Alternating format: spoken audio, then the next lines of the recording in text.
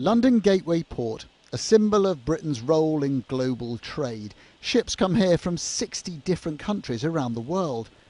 But what happens next? What will be the rules for all these imports and exports in the future? It is a fundamental question about Brexit. Many are now promoting the idea of the UK leaving the EU but staying on as a member of the European Customs Union. That's similar to Turkey's relationship with the EU.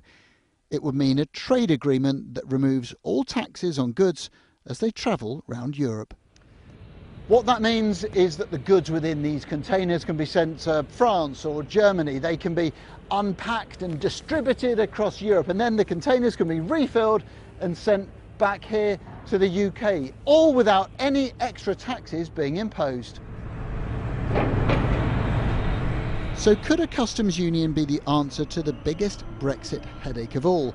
The prospect of a return to an obtrusive physical border between Northern Ireland and the Republic. Well, a customs union would mean that you could get rid of checks on tariffs between the countries. But it wouldn't end the need for some kind of legal border, because the Republic of Ireland would be in the European single market and Northern Ireland wouldn't. A customs union is a necessary component of dealing with the issue of the Irish land border, but it's far from sufficient. What we're talking about in order to deal with the Irish land border is close regulatory alignment, so that there's no need for checks on, for example, products of animal origin, so be it lamb, milk or beef. But there are other issues to deal with. The customs union hampers the UK's ability to sign individual trade deals.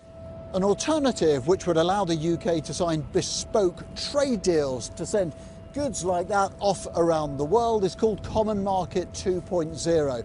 It's a pretty soft form of Brexit, loved by some, hated by others, but support for it is growing. This idea would see the UK remain in the single market, allowing it to strike its own trade deals with the rest of the world, but it would require us to accept freedom of movement and to continue to pay into the EU budget. This idea is similar to Norway's relationship with the EU.